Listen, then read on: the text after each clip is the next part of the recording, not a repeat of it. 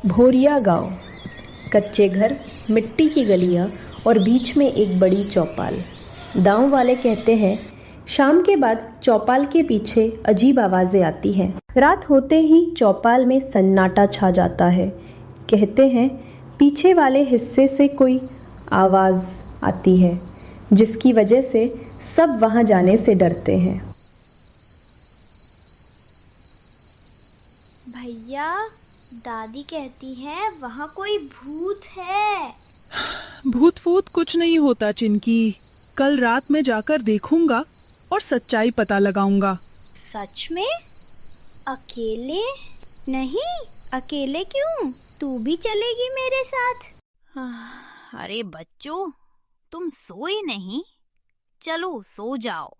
अगली रात दोनों बच्चे लालटेन लेकर चौपाल के पास पहुंचते हैं। अचानक पीछे से थप थप की ध्वनि आती है। कोई है वहाँ? क्यों भूल रहे क्या मुझे? कौन है वहाँ? सामने आओ। कुएं में देखो। भैया, मुझे अच्छा नहीं लग रहा। चलो वापस चलते हैं। नहीं चिंकी, अगर सब डरते रहे तो ये रहस्य कभी नहीं खुलेगा।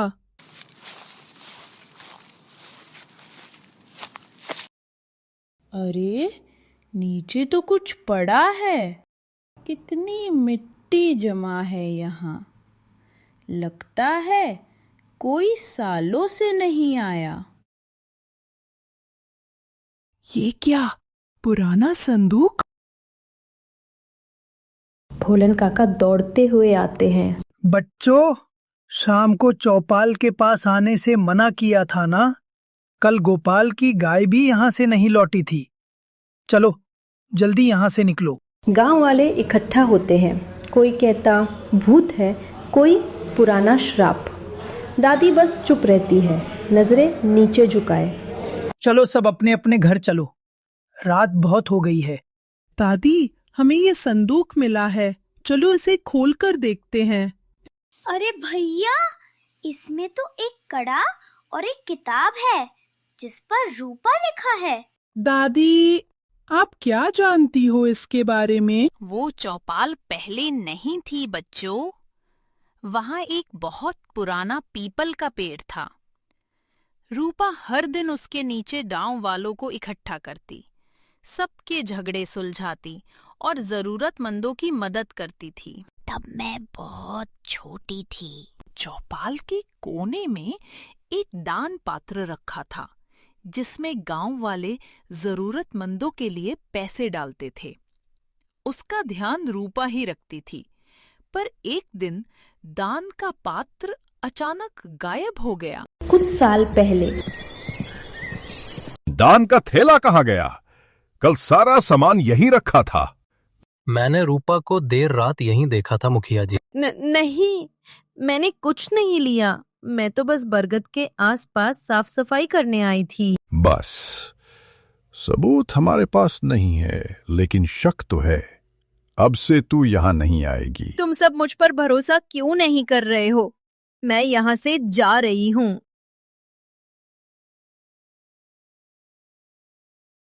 कई दिन बीत जाते हैं। गांव में अफवाहें फैलने लगती हैं। रात को चौपाल के पीछे आवाजें आती हैं। माँ, कल रात किसी ने मेरा नाम लेकर पुकारा था। कहा था ना, शाम को उस पेड़ के पास मत जाना। वहाँ रूपा की आत्मा भटकती है। अब से वहाँ मत जाना। हाँ बेटा, उस हादसे के बाद वहां कोई नहीं जाता। कहते हैं वहीं से रूपा अचानक गायब हो गई थी।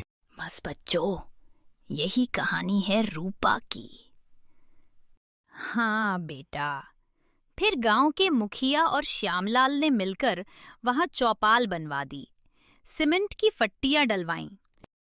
तो वो वही रूपा दीदी की आत्मा थी।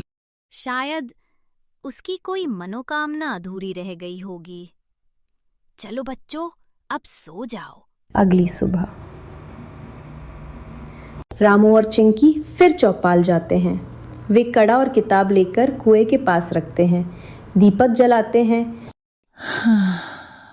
रूपा दीदी, अगर आप निर्दोष थीं तो हमें सच्चाई दिखाइए। दीपक की लौ अचानक तेज होती है। कुएं के पास मिट्टी गिरती है।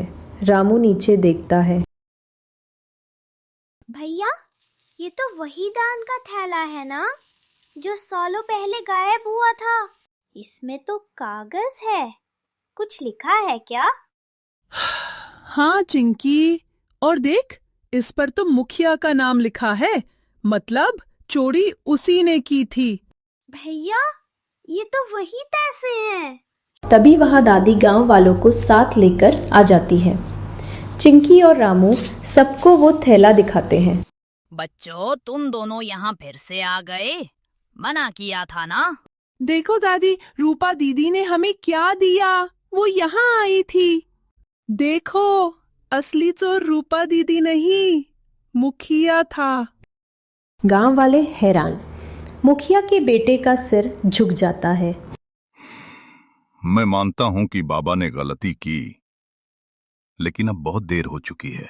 नहीं, देर नहीं हुई बेटा। आज सच्चाई को इंसाफ मिला है। हम रूपा के लिए मिलकर प्रार्थना करते हैं। वो एक अच्छी इंसान थी। अरे हाँ, हाँ। ये रोशनी कहाँ से आ रही है? डरिए मत, मैं बदला लेने नहीं आई। उस दिन मैं सच्चाई सबको बताने जा रही थी, लेकिन रास्ते में मेरे पांव फिसल गए और मैं उस कुएं में गिर पड़ी। कोई सुन नहीं पाया, कोई बचाने नहीं आया। बेटी, हमने तुझ पर शक किया, माफ कर दे। अब माफी की जरूरत नहीं दादी।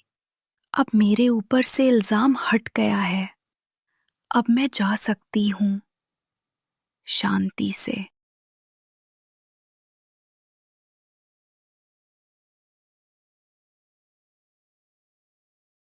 अगली सुबह मुखिया का बेटा आगे बढ़कर, रूपा दीदी निर्दोष थी।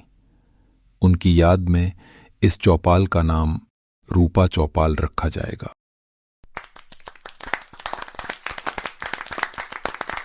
उस दिन के बाद चौपाल से कोई आवाज नहीं आई। बस रूपा के नाम की रोशनी और सच्चाई रह गई। Like, comment and subscribe.